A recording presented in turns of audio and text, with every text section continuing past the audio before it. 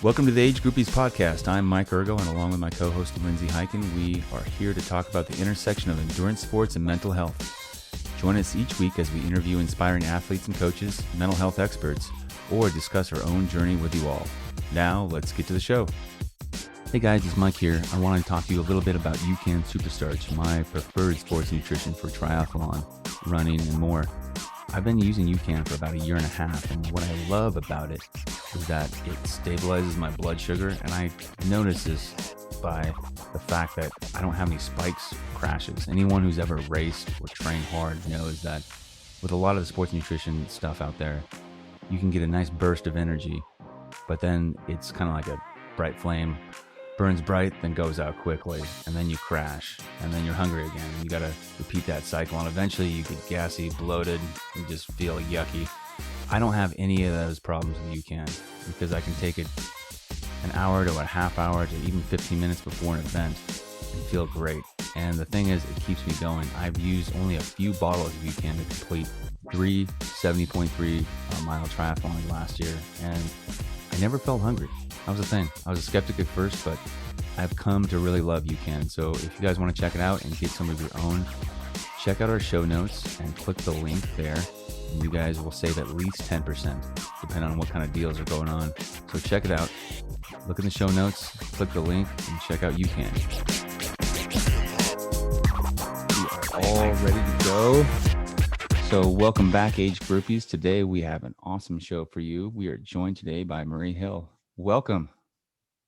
I'm so happy to be here. Thank you so much for inviting me. I really appreciate this.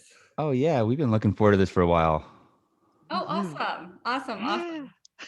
Yeah. So what really, I mean, I've known you since, I forget, what year do we both race Santa Rosa together? Oh my gosh. Was that 18 or 19? It has to be. Is it 19? Was it like I think I think 19 it was is when I did it with you guys, with Mike. Was that the same year? Yeah. We I all think raced it together. the last year that they Yep. had it. Yeah. Yeah, that's okay. Yes. It's the last year that they had it. So I missed you. I saw Mike. Well, you missed me because I was, probably still out on the bike while you were running. No. This is a misconception. Everybody thinks that I'm like my husband. I am not like him at all. I'm in the back of the pack enjoying the ride. And I'm like, hello, everybody, waving my hand down. Hey, why is that person's bike down where the vineyard is? Where's that person on the bike? So I just enjoy it all. Cool. It's like a whole day away from my kids, and it's a catered event, It's a catered event. People are serving me. They're cheering me on. How could you not like this? Yeah. For those of you who haven't had kids and you're contemplating it, listen to what she just said. Doing an IRONMAN is a vacation from her kids. Yeah. Just not saying you shouldn't have kids, just saying contemplate that, because that's true. Know what you're getting into. Yeah. That's I mean, I was making the comparison. I was like, yeah, I do the swim bike run, but my wife would have arguably the much harder detail of like watching 2 young kids. One of them, which is my son, who's like trying to like actively run away to go see new things. So it's always that. Yeah. But yeah, we all raced together. That's awesome. So I got to race with Marie's husband, Adam, in 2017. And then, so the 3 of us raced together in 19. And what really, what I've been looking forward to this episode is what I love what you're doing on social media, which can be a cesspool of negativity and, just people talking, negatively about everything, is you bring such this positive vibe and this body positive talk and encouragement that is just so refreshing. And so it's like a breath of fresh air. And so I love this opportunity. We get to all hang out together. Oh, thank you so much. Speaking of that is the fact that why I post so many positive things on social media is I'm trying to learn it at the same time. Yeah. I'm trying to tell, literally, I'm just teaching myself to be more positive, since I am a lot like my husband in the aspect of having anxiety and depression as well. So I like finding things to pull me up instead of bring me down. Yes. Well, you're in good company. So Here, here. welcome to the shit show. Here we are.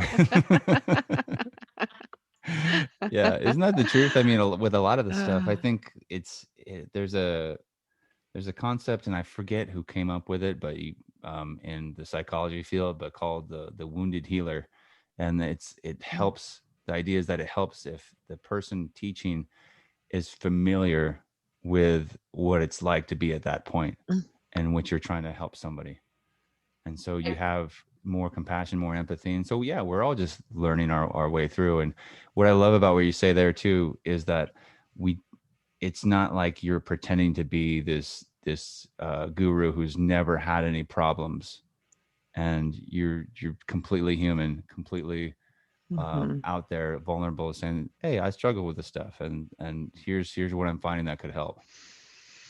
Exactly, exactly. I don't think that you can really find that positive energy inside unless you see the other side of it too. Yeah, It's like that yin and yang. It's like that sort of that balance between the two of them that you're yes, always trying to achieve and never will be, but that's life.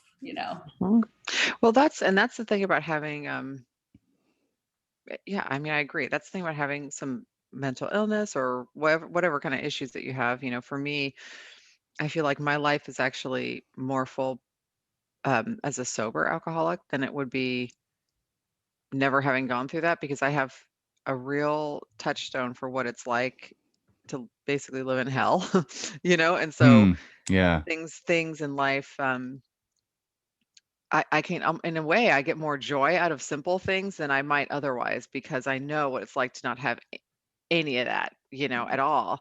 And and I think that that's how we can turn those experiences, like your husband says, like those challenges into a superpower, is to basically use those as touchstones for, turning it into a positive thing. Like, hey, today I'm not drunk in a blackout in a, shelter for battered women getting arrested. I mean, there's like yeah, a whole plethora of things that I'm not doing now that I'm like, you know, so even if even if I have a bad workout or something doesn't, or a race gets canceled, or, anything like that, or God forbid I get a flat tire or something, whatever, it's all gravy at this point. yeah, yeah, exactly.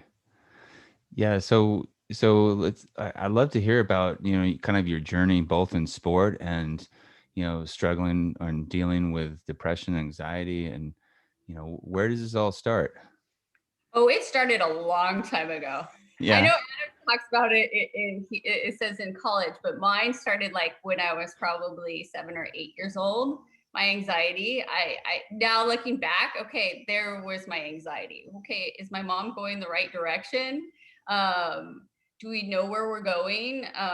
Worried about finances because my parents fought. Mm, Mm. It started turning into, my parents were overweight and always struggled with their weight, and so that they in the 90s when they had the shake diets and stuff like that. yeah. So I watched that as a child, like seeing them struggle, and I was like, I don't want anything to do with that. I have no idea. I have no will or want. And then hit the beginning of freshman year, right when they went for the Oh, fat yeah. free Yeah. craze. My sister came home and told me all about it from her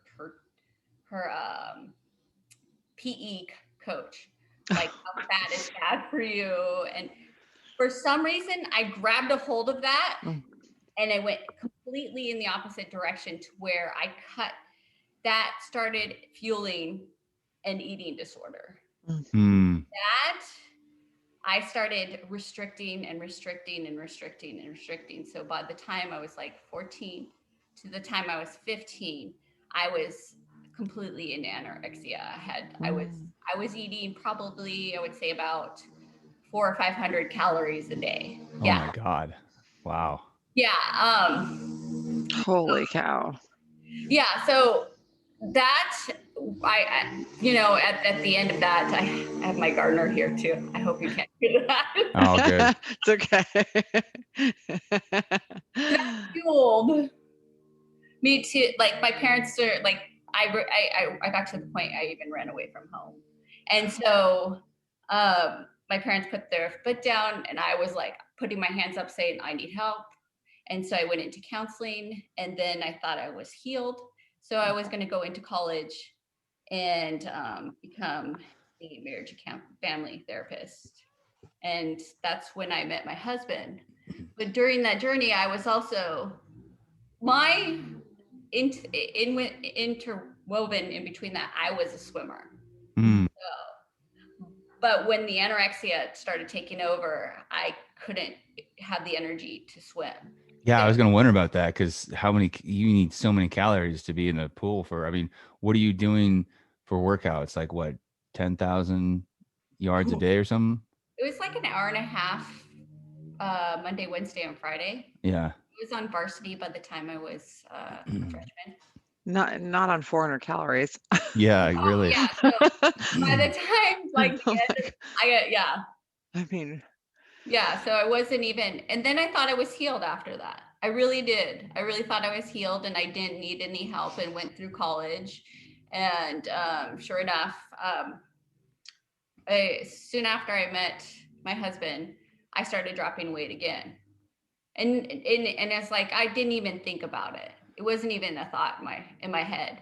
And then I started gaining it back. And then this tug of war through my 20s and 30s to where I had gut issues, So what everybody thinks is to do with gut issues is to restrict. Let's find out the real meaning. Not good with somebody with an eating disorder, Yeah. That is not a way to go. So I restricted more. I tried everything. I've done Atkins back Yeah. I've done did it. the I'm gonna count with you. huh? I said I'm gonna count with you. So Okay. Atkins. Atkins. Same. We did the shake diet back in the 90s. Mm-hmm. Remember Fen? No. Yeah. I Did remember not hearing go about there. that. Yeah. Okay, you did that one. Well, it was over the counter back then. Yeah. I do remember it. I just didn't take it. Yeah, it was Okay. over the counter. Yeah, don't. If you have anxiety, do not take. Oh my God. But Yeah. no, No. not like that's not. I did intermittent fasting. Yep. I did. I was very orthorexia as well too. Yeah.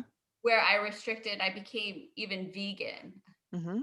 too. Oh Done. my gosh, she's like, and everything I did, what happened to like my weight? It did not go any direction. What happened was my anxiety increased, and almost to the point where my husband was like, I can't keep doing this anymore. And that's like my anxiety. And he's like, I can't even have the kids around you at this point. And that what broke my heart. That is where I started going, okay, I need to start working on myself and making change. And Yeah. It's interesting you bring up the orthorexia because it's very clear when you're restricting 400 calories or when you're doing like a binge purge type of situation. It's very clear there's an eating disorder there. When you're doing the sort of like fad diet, orthorexia sort of dance, which is what I've been doing my whole life, because when I was about 14, I started doing the restrictive calories, and my mom, who's the daughter of Irish immigrants, and like they have I don't even know what it is. I was going to boarding school with a bunch of rich kids. My mom basically was like, "No, that's some rich girl shit. We're not anorexic. Like that's not how we do it." And she put me in counseling. So it's kind of like I didn't get the opportunity to get my weight down too far, before. And same as you, it's like I'm healed. And as time has gone on, it's just been this like slow slide. But this I'm never not doing, I'm still in that, right? I mean, my partner always, he's like, he'll look at like all the stuff I have on the count, this, mushroom protein, this, that, whatever I'm doing, right? And he'll be like, I thought you were dealing with your eating disorder. But that orthorexia is a little bit different. It's more subtle because your weight doesn't necessarily move. I'm not losing a ton of weight, and there's so much information out on the internet and in the media about what you should be doing that then it feels like you're trying to be healthy in a way. Yeah. But it's a mess for the self-esteem and the anxiety. Yes, it is. It is very much so. Um, and I really thought, even after that, I really thought I had everything under control until the pandemic hit. I really did. And then when you see your child go through something very similar to this, Mm-hmm. that's where it's like, it kicks it up to another level and it says to me, no, I need to get this done. And I am so grateful. I've been surrounded by such amazing people. And I will say this, having a dietitian who recognizes these eating disorders, she knew exactly what to do. She was like, I'm going after them all. And it was me. And it was like, what is my part in this whole thing? Where have I needed to turn around and become a better person? And it was a really big blessing in my life to have that spotlight turned right back onto me and saying, no, this is not over. Your journey through this disordered eating is not over. And this is where the real work starts, because it's really painful to see another person go through it. And then it's like, no, I need to do this because I have no control over that other person, Yes. Yes. Yeah. Yeah. I can relate to that in a sense of seeing, um, like my own kids, not dealing with eating disorders, but dealing with, some self-esteem issues at times, and be like, oh my goodness, you said you don't like yourself. That's really sad to hear. It breaks my heart. Mm-hmm. And so it becomes a whole new level. I'm with you on that of we got to figure something else out because this is not working.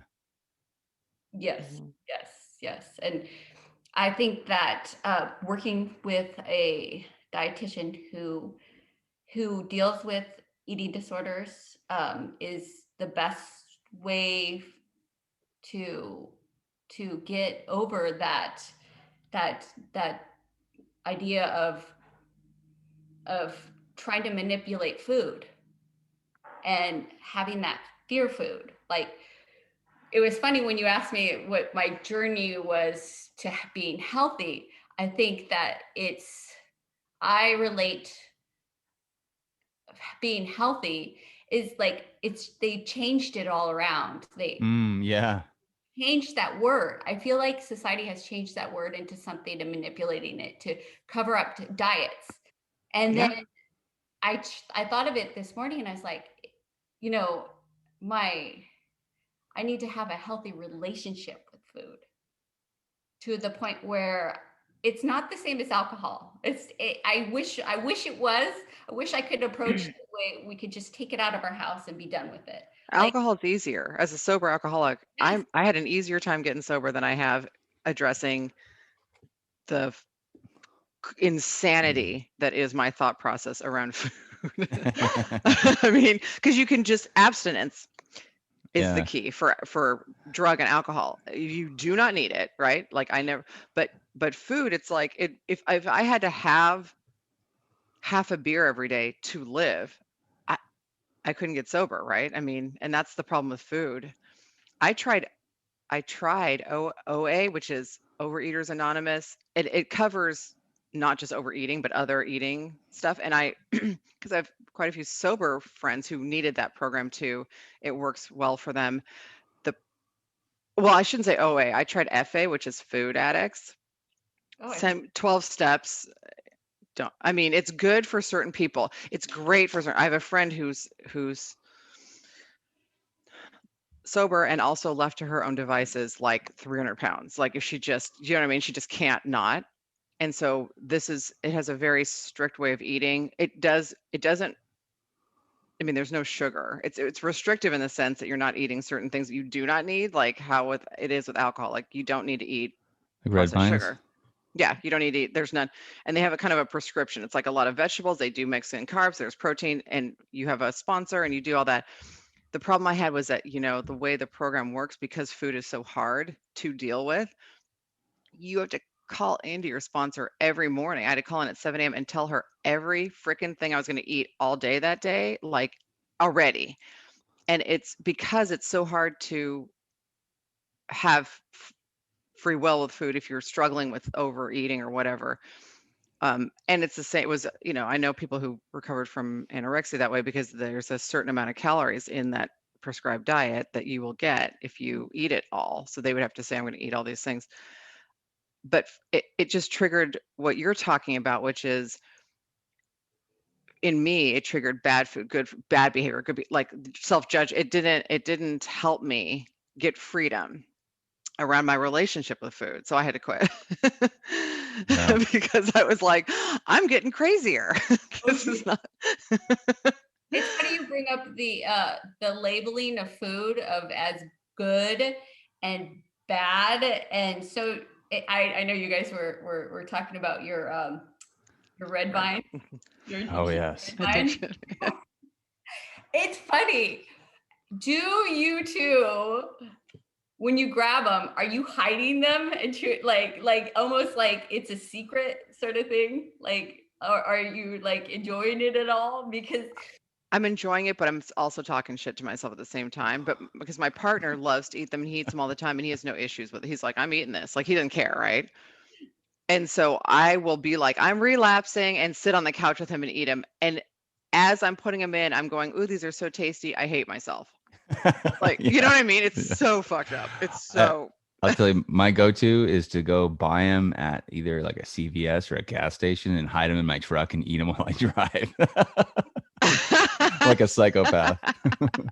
Oh no, I don't like myself.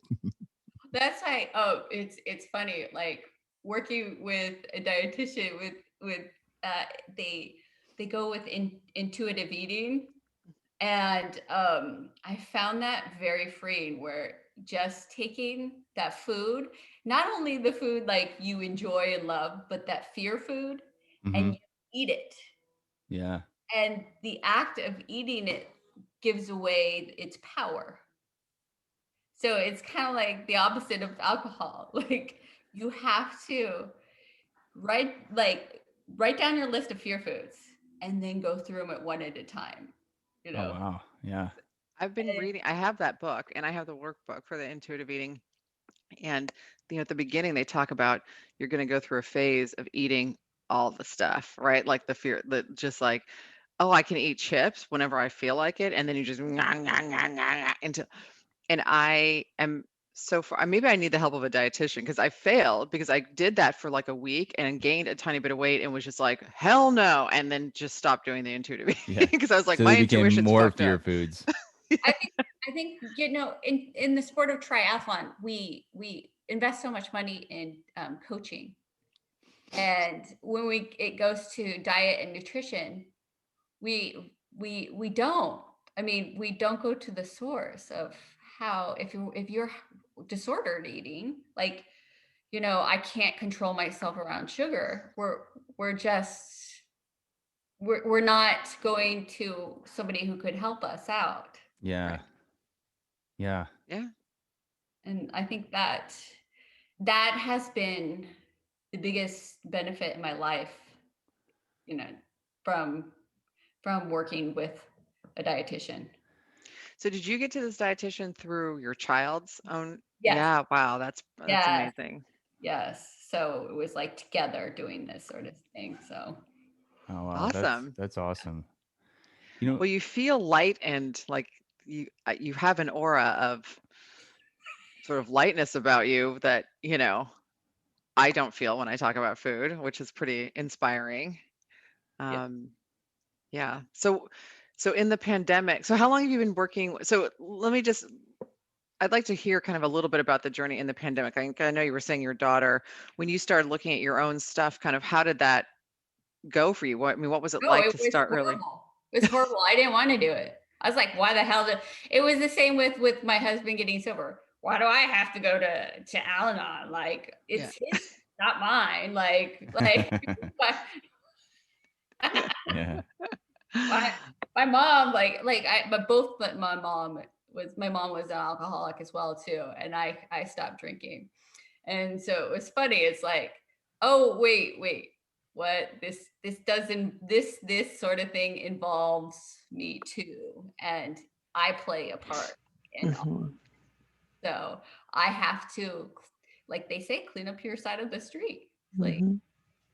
you just you got to do what you need to do in your life, as opposed to a real honest look at myself of saying, I can't control. I can't control another person. So Mhm. the only Mhm. person I have control over is myself and my attitude. Yep. Yeah. That's that's pretty much so when you started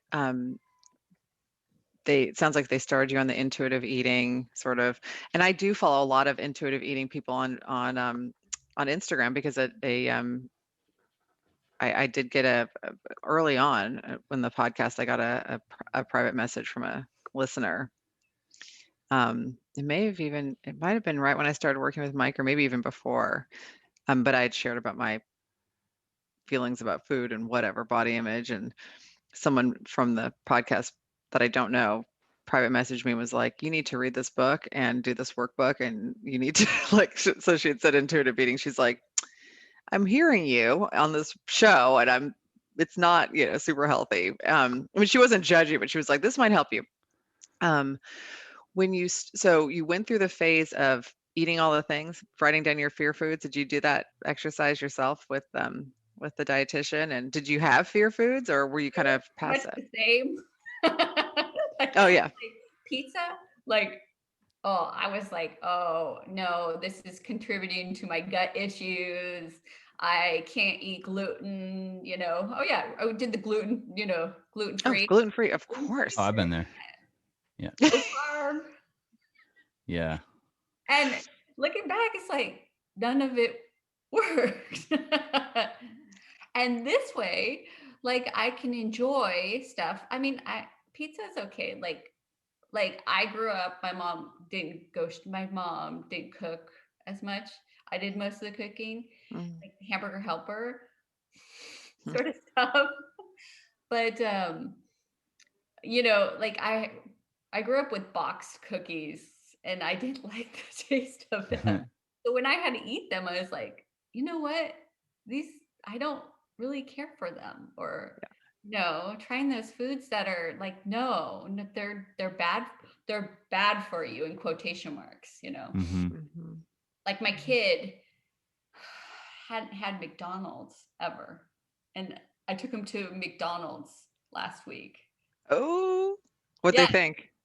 he actually liked it too. Yeah, of course. Because I Yeah. said these foods are bad. And when I said things are bad, if they were to start eating it, then they would feel bad about themselves. And I Mhm. didn't want them to go through life thinking, hey, I'm a bad person for eating this. Oh yeah, that's such a rough way to be. All that the secrecy and shame and like just Yeah. taking it on by yourself and having to hide it. That is so rough. And it's bad enough for like ourselves to do it, but man, the thought of like our kids doing that, Mm. too much for me to bear. It is. And then it becomes a reality in your life, and then you have to go through it. Yeah. So that's been the the biggest takeaway for me is the fact that I have an effect on my child's life. Yeah. Yeah, that's the part we play in it. So huge. I think that a lot of the things that like if we think are well, a lot of things we do that they see we just aren't aware of too, but they see us like maybe whether it's measuring things, whether it's making a face at a certain food, whether it's like being very precise with what we put in our meals, or Mhm. just what we're not eating, and then Or how we just in the mirror. yeah, Mhm. yeah, exactly. And they take My all that sis in. Of course they do. And I think of course, it's startling when you realize that you're doing it, that you're having that effect, because I don't obviously none of us would intend to do that. And Oh. in my case, I just wasn't even aware. I was at a family function with um like a family reunion type thing, and I was at this point, um I'd gone through a divorce, and I had restricted my calories pretty severely. This was 10 years ago. So I would say I was about 25 pounds lighter than I am right now. And I was down enough where the doctor was like, don't lose any more weight, kind of deal, Oh, And we were out by the pool, and I don't remember saying anything or anything about my body. I don't remember it. I don't, you know what I mean? It was like it's unconscious just coming out of me. And my sister, who's a nurse, pulled me aside and was like, "You need to stop saying negative things about your body and how fat you are, because you're skin and bones, and I'm watching your daughter watch you."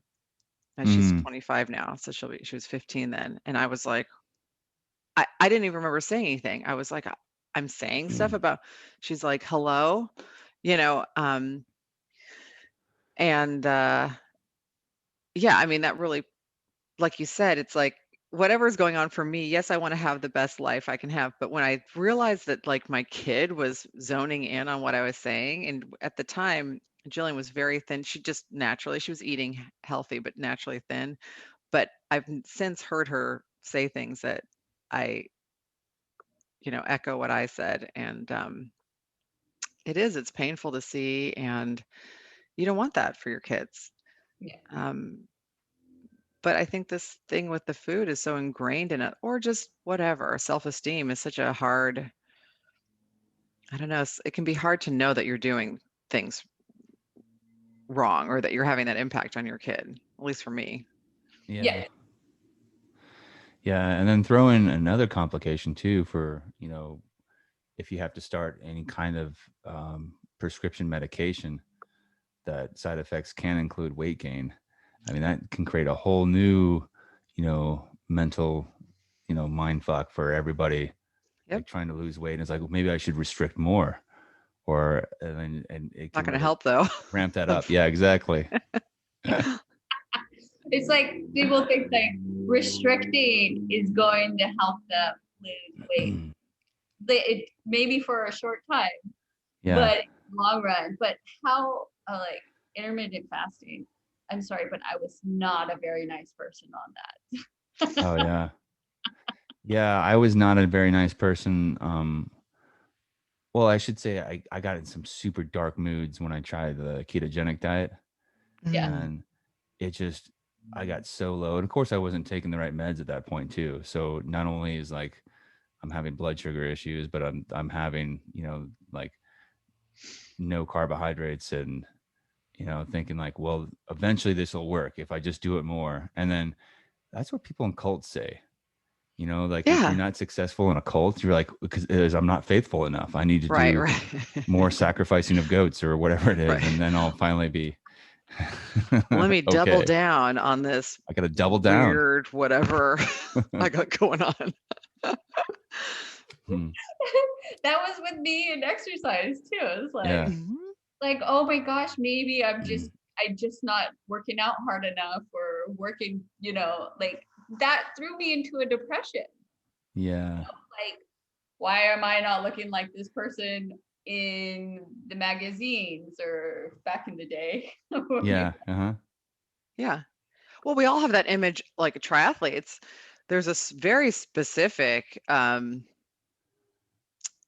visual that's put out there in the glossy magazines about our Yeah. sport, which is very thin Yeah. in a, speed suit with an aero helmet in your, on your tri bike in your aero position, and like so bent forward and no stomach hanging, no nothing, right? I mean, that's the image. Yeah, exactly. Um, and of course I want to look like that. And then I see pictures and I'm like, well, gee, I don't look anything like Yeah. that. Maybe I need to restrict more calories or Yeah. whatever. I mean, Yeah. Yeah. but It's super hard, especially when you're around the Ironman community and seeing that, like you said, you know, not only is it intimidating enough if you're, a first timer looking at people with these like space helmets and spaceship bikes that are just, $10,000, maybe $15,000, but then you see like the physique and you're like, I need to be like that. And maybe that's realistic for some people. But for a lot of us, we look different. And I don't think that's an excuse to say, oh, it's okay to just binge on foods and not and neglect your health. But I think that the idea that we're all supposed to look like someone who's in peak shape for Kona is not accurate. I mean, doing my what is it, DNA Fit? It takes the 23andMe genetic profile data and it plugs it in, and it shows that like ideally my exercise should include like 60%, excuse me, yeah, 40% power workouts like lifting and 60% endurance. And so I'm like in the middle there. Like I'm never going to be that super rail thin runner, but I'm also not going to be like the guys, on TV doing the world's strongest man lifting the whole rocks. Yeah, So I'm but they somewhere in the don't middle. look like that all the time, though. Exactly. They don't look like that all the time. Yeah. right. That's the other thing. What you see on social media and magazines or whatever, it's not what the person looks like all the time. And in a lot of cases, it's not what the person looks like, period, especially when you're thinking about not necessarily triathlon, but just media images of women, for example. Yeah. Yeah. That's not what they look like al- at all. Like you could airbrush the crap out of me and I'd look 10 years younger and 10 pounds thinner. You know what I mean? Well, and then And you think about the people who do these physique, these bodybuilding competitions, and they don't drink water for a couple days, so that's how they look all veiny and dehydrated because they are. It's true. That is really true. that sounds Not fun. awful. Just just a pounding dehydration headache and then just soaked in oil. Like, Yeah, exactly. like Yeah. I mean, I'm not that's your thing, that go for it, but to me, that does not sound fun. Yeah. I used to see the guys I knew in high school who wrestled go through Mhm. that. And man, it seems like wrestling is like just primed to like get people into an eating disorder because they would have to like lose so much weight to make these certain weight classes and do Mhm. everything from like running with trash bags on to be super dehydrated to like would see people like, Yeah. oh, I ate a carrot today and I basically just suck on an ice cube. And Mhm. I was like, that sounds like hell. But I Mhm. guess if they're athletes and this is what they're doing for their sport, it must be healthy because athletics are healthy. And that's I did this word healthy, right? Like you're saying, Marie, it's been hijacked by a lot of different things. Yes. Yeah, because I think ultimately or originally, the different body types people have might be ideal for different types of sports, right? Like, so I'm really built for sprinting. And when I was young, I was naturally incredibly fast for short distances, and that's what I'm built for. I'm still built for that. Like swim practice, if it's sprints of 25s, I'm all day long can do, with rest in between. But when it's gonna be a 500 or something, I slow way down because I'm just not built for that. But I think, like, originally, when you look at different sports, the body type or whatever was just like what was most efficient for that sport. And then we as humans took that and tried to take it to another level by zeroing in on whatever the thing is. And so now you've got all these sports where gymnastics is another one where it's rampant with eating disorders. And we took what was just a natural proclivity for one particular type of activity and have turned it into something that's potentially dangerous for the people who are participating in it. But like Marie's saying, there are ways to get out of it, but you just have to be, you have to advocate for yourself, I guess, in that regard. Because I feel like without being conscious of it, we're getting messages that are kind of leading us down a path potentially for low self-esteem or body image issues in sports in general. And so you have to kind of advocate for yourself just to be okay with who you are, you know? Yeah. Yeah, exactly. Yeah. So, I think it's getting better. mhm, As when I was younger, it has gotten a lot better. But um, for me, with my relationship with food, being healthy, it's kind of like dating, you know. It's see your like even before you date, you have these expectations and what or thoughts of what it is, and then you get into it and you're like, I you're kind of like swimming through it trying to figure this whole thing out, and then it really it really needs to be a relationship like I, luckily I have a very healthy relationship with my husband, but it's like a lot of give and take. Sometimes you're eating for emotion, Yeah. Uh-huh. you're enjoying it, it's great. And then other times, well, I know that when I eat broccoli, I feel a lot better about myself. mhm, So I'm going to I'm going to eat the broccoli. Or like I'm Yeah. going to eat my fruits and vegetables. mhm, But I think it's like like with that you have to have a full puzzle piece because you can't just have one food group when you're eating. You have to have you have to have the carbohydrates to make you happy. You have to have the protein to fill you up. You have mhm, to have the fruits and vegetables too for an mhm. all over health, so to speak. Yep. I mentioned this on an episode earlier. I just did this thing called day 2. It's you send in a stool sample and they basically analyze your gut Mhm. microbiome, and then it's got like all kinds of it's got a library of like millions of different foods, and so then when you're going to eat something, you can put it in, and it kind of it's really focused on blood sugar because I just was diagnosed as type a pre-diabetic. So it's focused on blood sugar, but it's interesting because you can put in, well, I'm going to eat this and it'll do red, yellow, or green, but you can change it around and to make things green. So I would eat a whole apple, and for me, based on my like gut and stuff, it's not great. Like I need to add some nuts or maybe eat half an apple, and that'll turn it from red to green. But one of the things that I love is it suggests foods for me. Like try this for breakfast. And right off the bat, it was like, hey, why don't you have a piece of wheat toast with an egg on it and some avocado? And I was like, I can have toast? Like, Yeah. what? And it was like, it's green because you could have, because they don't restrict, they're like, this is not about restricting anything. This is just about, we've analyzed your gut, and then this is what. And so it has all these things in there that I'm like, I'm enjoying. It was like, you could have pancakes, but it's having me put foods together so that it helps level out my blood sugar. And it's been such a like, I've only had this for about maybe 2 weeks now. It's been a pleasure to eat things and not feel afraid. Like Yeah. my partner always eats saltines, which is disgusting, but they're actually really tasty. They're just salt with I'm like, saltines bad, quote unquote.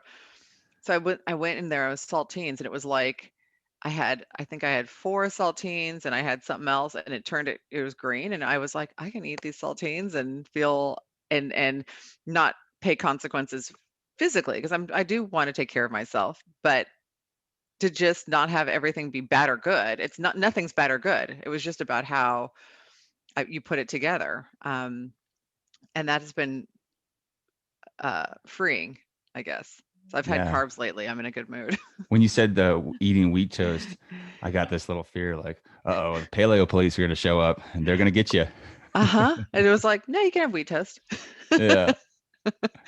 Just put a little something on it. And and it's not like it's not trying to count my calories, or it's just like we're just letting you know what's going to happen with your blood sugar based on in the next couple hours, which is that's something worth focusing on, not about restricting everything and getting the calories down, right? It's just about being healthy. What's going to fuel my body so I can do life, and be happy, joyous, and free. Yeah. Yeah, exactly. Hmm. Yeah. I know how I was like clouded thinking, not thinking straight, always in bad moods, from my diet, and it really affected my relationships too. Mhm. Yeah. Well, and then there's something I think we haven't talked about yet is the stress that comes from all of this that prevents any kind of weight loss because your body's so stressed it wants to hang on to everything. It's like, oh, something bad is happening. Do not drop any weight. And so it becomes counterproductive. So all these quote unquote healthy measures we take with severe amounts of stress around them actually, preclude us from doing exactly what we're intending to in the first place. Mhm. Yeah, I mentioned that to my doctor. I went in, I'm having gut issues. I'm really, really, having really severe gut issues. And I said, could it be stress? And they just kind of poo-pooed that idea. I'm like, no, I really think that stress plays a big factor in your gut. My mom, my mom passed away in like 2017, and we had moved to Colorado, and I was training for an Ironman, and I was holding on to the weight a lot too because I was stressed. I was really, really stressed. It was like Yeah. the biggest factors in stress was right there in front of me. You know. Mm-hmm. Yeah, I think that it is interesting how sometimes doctors don't really maybe understand this connection. And I'm not speaking like I'm a doctor. I'm just saying I've had the similar experience where they're like, and I'm like, but my, you know, I feel awful or whatever. And I think the gut, I've been listening to all these things online and reading stuff about the gut and how what the impact it has on your kind of like on your brain and thinking and just like how your whole body works and how important it is to take care of it. And I mean, it's fascinating to think that there's something in your gut that's going to contribute to you wanting to binge eat, like a red vine or something. But there is. And but all that said, my desire to control all of that needs to be like, oh, that's the thing, right? Because like you've talked about before, Maria, trying to control things that are not controllable just keeps you in that loop. Yeah. Yeah. What are some of the first steps then for people who are really resonating with this with conversation we're having of what people can do? Um, if they feel that they have problems with food, I would suggest seeing a dietitian and Hmm. talk, especially with somebody who works with people with it doesn't, you don't have to have an eating disorder. You can have disordered eating, which is on the pathway to of having issues with Yeah. food. I mean, also intuitive eating has helped me out quite a bit too. Yeah. Are there things you do to deal with the stress in life? Because it's, and I'll preface that question by saying we will all have stress in life. It's a part of life. And some stress is optional that we put on ourselves, and some stress is just from conditions, factors that are in our environment and in our life. But are there certain things that you do to help you deal better with that stress and not take it on so much? Yes. Um, we have a full routine in the morning, and I say we because uh, my husband and I do that. We were just talking about that.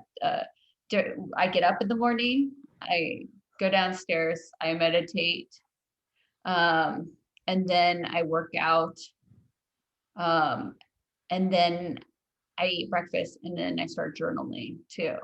I think, and I've known a lot of people who do that, and it actually works really well for me. Hmm. And even started journaling at nighttime before I go to bed. Um, I've writing down the 3 things that you were successful at during the day, and I've been hearing that it actually helps you sleep better. Huh. If you write down 3 things that were successful during the day, and Wow. also saying wanting to remember your dreams, because apparently, it's just like working out. We're breaking down our muscles during a workout, and then it's where we build our muscles is in recovery and sleep, and that goes the same with your brain. So if remembering your dreams are very, very helpful. So I always leave my journal right by my bed so I can remember my dreams too. So that's a new practice I have started within the last month. But it's just weird dreams so far. Yeah. I But remember trying to do that when I was trying to become a proficient lucid dreamer. So I'd mhm. write down all my dreams. So because I've had some, and this is totally unrelated, where you're dreaming, so you're like, oh, I can go fly around buildings now. This would be cool. But I've never mastered that. But I remember that writing down dreams, especially right after you have them, was so key to remembering them, because Mhm. otherwise they just kind of slip away, and then you're like, oh, it's gone. Yeah, because like a lot of ideas came from dreams. A Hmm. lot of people would have, Yeah. That's awesome. yeah. I like that idea of writing down dreams. I've never done it, but I've had some dreams that I still remember. I shared one recently that I was racing at Kona. I was dreaming that and I woke up and I was like, wow, that felt really good. And then Marie, I looked at what the women in my age group were racing to qualify for Kona. Not that I thought that I could do that fast, but I was just curious. And I was like, I'd need to shave 4 hours off of my current time. So I'm just going to enjoy my dream. It felt really good. I was like running and I knew I was going to finish. I'm just going to hang on to that dream. I Also, like them. I would like to add with it's also focusing your attention and who you surround your time with. So my feed on my social media is pretty much okay. It's all positive, positive, positive, and I weed out the negatives and focus on um, positive body image. And if anything makes me feel uncomfortable, it's out of my feed. So Yeah. or because we haven't been able to be around people as much. So it's been important. The friends that I surround myself with are on the same upward path, because I can't go down that. I physically have put a barrier and a stop of where I can't go down that negative rabbit hole. Yeah. Yeah, there's certain hashtags, and Lindsay and I were talking about this a little bit. Certain hashtags we just can't follow anymore. Not because they're inherently bad, but like Running, running, running motivation, can't triathlon, follow it. triathlon Yeah, motivation. triathlon. I can't even follow that because it's just girls with asses hanging out, and it has nothing to do with Literally, the I'm like, sport. Yeah, exactly. And it's like these this. people were not racing a triathlon. She doesn't even have pants on. Exactly. She's got her booty all out though. You know Yeah, what I mean? exactly. This So has we nothing go to do the with this. opposite direction and try to be as humorous and self-deprecating as Yeah, possible. yeah, exactly. Yeah, I mean, yeah.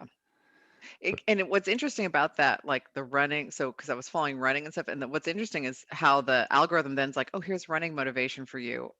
A hashtag I wasn't even following really, but it's like, oh, you like running. But I actually like running. But the Yeah. running motivation, quote unquote, is all about body image. It's all people who it's if you go look at the running motivation hashtag, it's all young women who take beautiful Instagram model pictures, may or may not be runners. I mean, they clearly weren't just running, hair and makeup's done. You know what I mean? It's like Yeah. you didn't, and you're on the top of a mountain. I've gone trail running. I know it doesn't look like that when you get to the top. Like nobody looks like that. But but all, thin and the way that it's posed, we've got I mean, there's no nothing, right? On these women. There's no extra anything. And And that's the kind of thing that like is not helpful to me, right? It's not that these women aren't beautiful, they are beautiful. And I'm not saying they shouldn't celebrate their beauty, they should. But for me to have that forced into my feed all the time, I'm never gonna look like a 23-year-old white girl. Like that's never gonna happen. A, I'm not white. B, I'm 50. You know what I mean? Like, so for me to see that every morning is not gonna be helpful to me. Yeah. Yeah. Yes. So see a dietitian, meditate, journal, find a different relationship with food, and then surround yourself with positive people and positive inputs. I Yeah, like be that. intentional about your social Uh-huh. media feeds. Yeah, Yes. I think it's great. It's awesome advice. Laugh a Yeah. lot. Laugh as much as possible. Laugh as much as possible. I like that. I'm a fan of that, which is why I'm such a Mhm. fan of both you and your husband Adam, of just laughing. Life's too awesome to take it too seriously, I and think that's what I yeah, love. I think we do our videos more for the entertainment of ourselves than Yeah. you just it's just a bonus if you guys like it. Oh, well, lots of bonuses going on Love. because so many good videos. And yeah, We're so gonna many good put videos. links to your guys' stuff in the show notes so all these listeners can check you guys out and laugh and enjoy. Um, Anything else you want to share before we wrap it up? I'm just gratitude.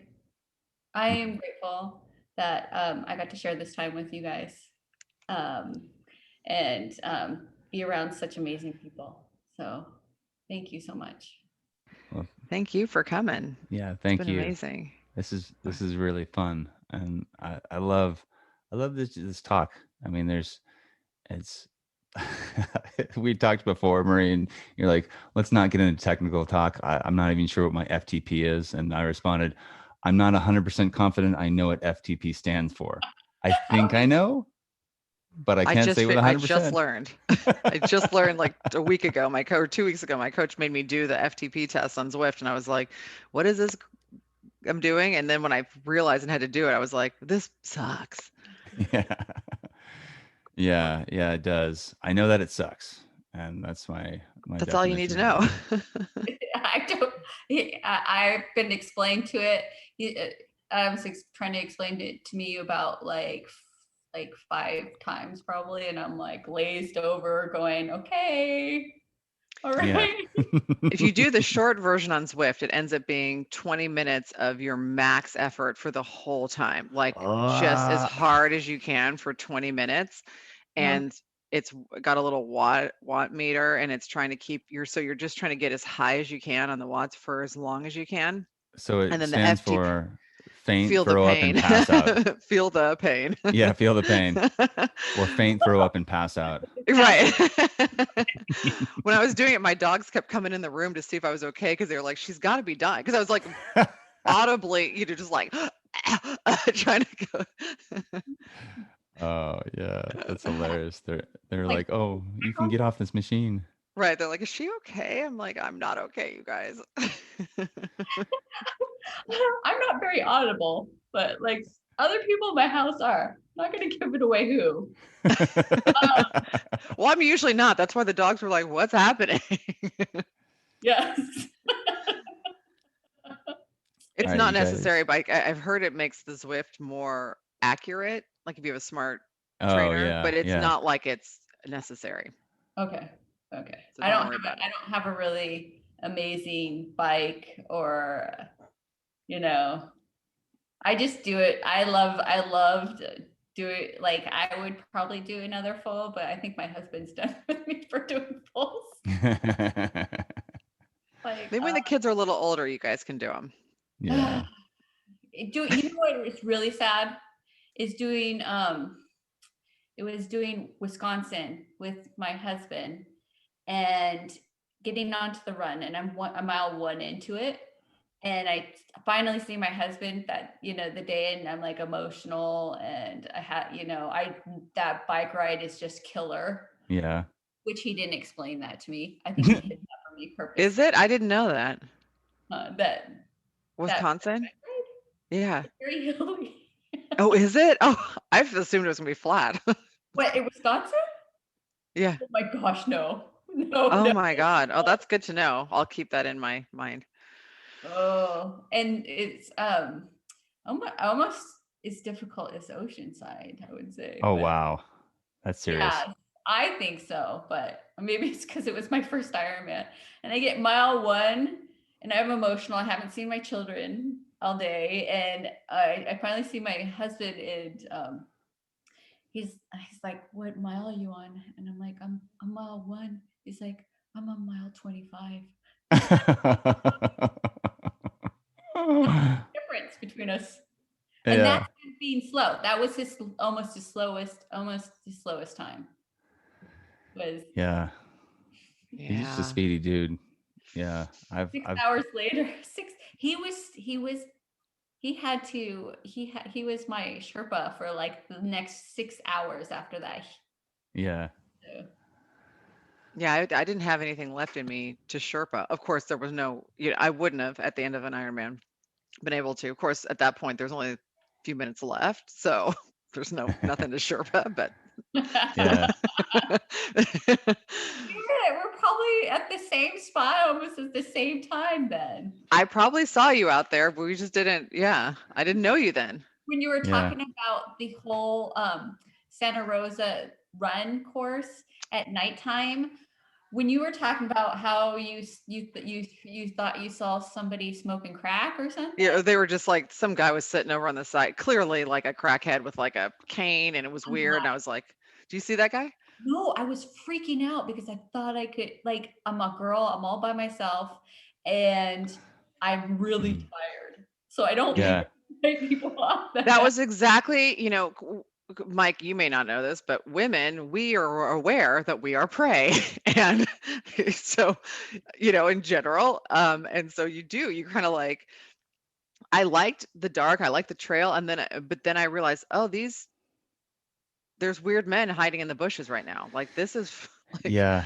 and I'm Well, too tired to fight them off. Like I'm like a gazelle, like an injured, you know what I mean? oh yeah. Like, Well, if the race ever comes back, when they hand out headlamps, they should also hand out like little stun guns. that'd be great. or bear spray or something. Bear spray, yeah, or little knives you can just A little stun gun so I can Like, prod myself forward. I would Yeah. probably just like fall down. Like I wouldn't be able to stand. Yeah, it is. That part was interesting for sure. Adam had explained that one to me too, and I was like, I'm scared. I'm going to run faster. I guess that's why I did a little bit better than Wisconsin. Yeah. I was scared. The fear run, yeah, exactly. Running the gauntlet of crackheads will help you pick the pace up.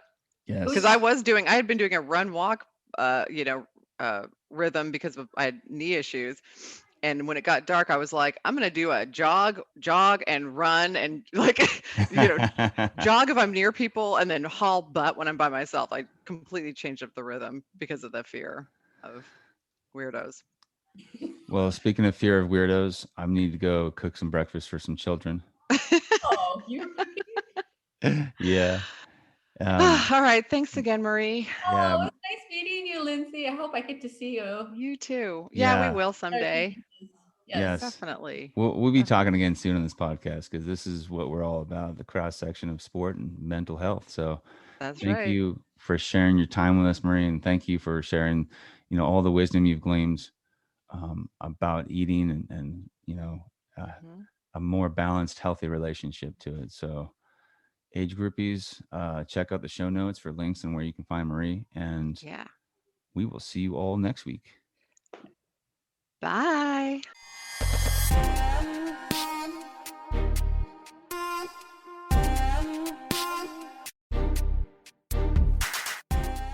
Alrighty, that concludes today's episode of the Age Groupies podcast with me, Lindsay Hyken, and my co-host, Mike Ergo.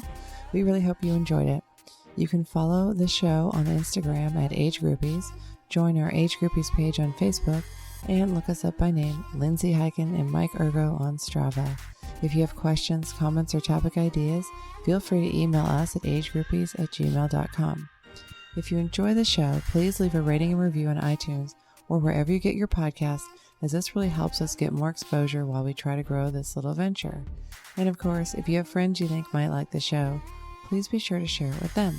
But for now, thanks for listening, and we will talk to you next week.